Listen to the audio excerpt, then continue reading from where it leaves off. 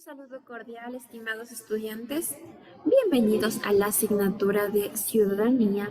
Continuamos estudiando un poco más sobre lo que son los derechos. Sin embargo, en esta ocasión vamos a estudiar las generaciones de derecho y el contexto histórico de su surgimiento.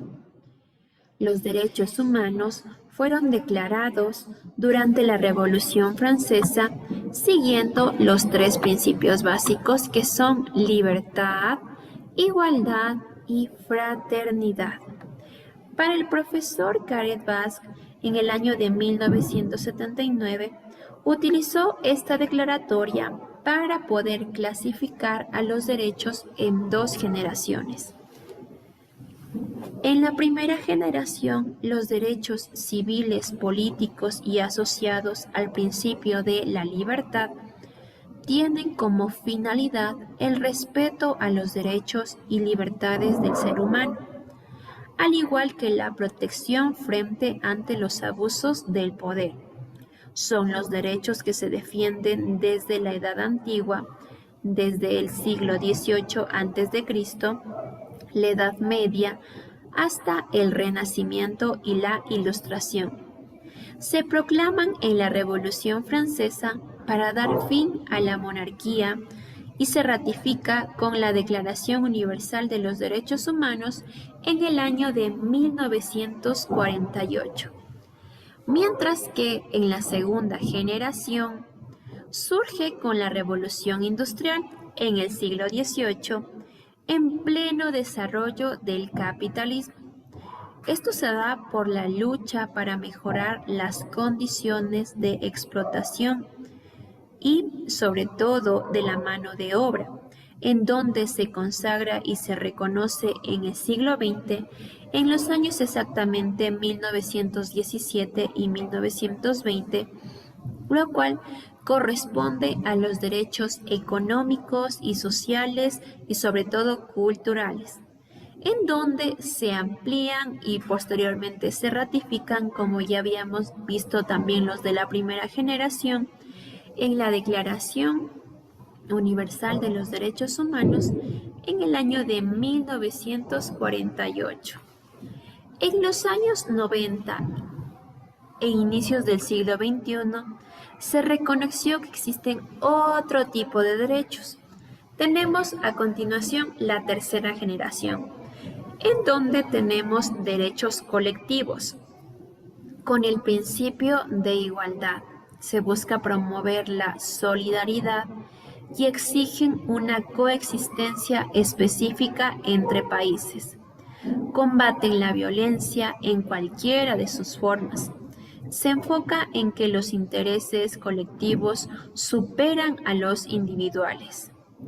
Protegen al colectivo desde la solidaridad e incluyen los derechos de los pueblos indígenas tribales del planeta que se reconocen en sí en el año de 1998 por la OIT mediante un convenio con el número 169.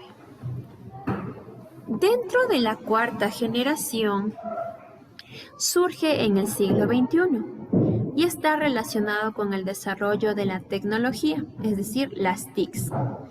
Tienen que ver como acceso libre a la información, la comunicación, al flujo e intercambio de información, a la transferencia de conocimientos, y así se estimula la innovación y formación de capital humano. Se evitan nuevas formas de exclusión social dentro y fuera de los países, como también existe en este caso la exclusión digital, permitiendo una inserción de los países a un mundo totalmente globalizado con una tecnología muy avanzada a lo que era el contexto del origen de los derechos comparados con la primera generación, en donde aquí se buscaba netamente el principio de libertad, comparado con la cuarta generación, cuando se busca que estén relacionados con la tecnología y sobre todo tengan una exclusión social. Muy bien, vamos a ver las generaciones de los derechos humanos. Como primera generación tenemos los derechos civiles y políticos, que son derecho a la vida, la integridad de personas, en donde nadie estará sometido a la esclavitud o servidumbre y sobre todo tendrá que pasar torturas, penas, tratos crueles, inhumanos, degradantes y sin les podrá ocasionar daño físico, psicológico, moral. Nadie puede ser molestado arbitrariamente en su vida. También se tiene derecho a la libertad sin distinción alguna, a la libertad de pensamiento y religión, sobre todo a la libertad de reunión y asociación pacífica, a la igualdad entre hombres y mujeres, a una libre circulación, a un nombre y a una nacionalidad, al asilo en caso de persecución política y sobre todo a la privacidad. Dentro de la segunda generación nos enfocamos más en los derechos sociales y económicos, en donde tenemos derecho al trabajo, a las condiciones justas, equitativas, satisfactorias en el trabajo, los derechos sindicales, es decir, a formar parte de un sindicato, a la huelga, a una negociación colectiva, a una seguridad social, que en este caso sería el IES, a la salud, a la alimentación, a una educación, a una calidad de vida, a los beneficios de la cultura, arte y ciencia, a la orientación y formación profesional, a la construcción y protección de la familia, a la protección especial de las madres trabajadoras y sobre todo de los niños trabajadores, y a la protección especial de ancianos, discapacitados y trabajadores extranjeros. Dentro de la tercera generación nos enfocamos más a lo que son los derechos colectivos o lo de los pueblos, en donde nos vamos a ver derecho a una autodeterminación, derecho a una independencia económica, política, derecho a la identidad nacional y cultural, tenemos derecho a la paz, a la coexistencia pacífica, al entendimiento y confianza, la cooperación internacional y regional, a la justicia internacional, al uso avance de ciencias y la tecnología, la solución de los problemas alimenticios, demográficos, educativos, sobre todo ecológicos, a la preservación del medio ambiente, a la preservación del patrimonio común de la humanidad y al desarrollo de pueblos. La más corta dentro de estas generaciones es la cuarta generación, en la cual los derechos de la libertad y expresión e información. Tenemos derecho totalmente a una información y una comunicación neutra, a una libertad informática, es decir, que nosotros podemos informarnos por cualquier medio, a una interacción simple y compleja con la administración pública por el medio de las reglas telemáticas, a la formación del capital humano con inserción en la sociedad de información, a la inserción autónoma del país en el mundo globalizado.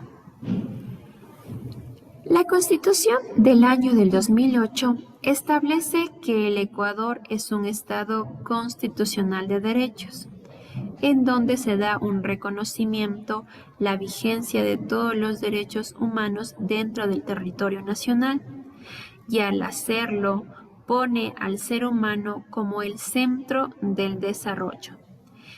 Un ejercicio pleno de los derechos humanos permite tener una vida digna y la realización de máxima de la persona para alcanzar sobre todo lo que se busca aquí, el buen vivir. Dentro de esta asignatura, lo que nos hace es tener conocimiento cuáles son las pautas que nosotros tenemos que tener para nuestra vida diaria, para dentro de ellas poder tener una vida agradable, armoniosa, que esté en paz, que tenga una coexistencia pacífica en la que podamos tener todos nuestros derechos. Eso ha sido todo por el tema de hoy, estimados estudiantes. Espero que se encuentren bien.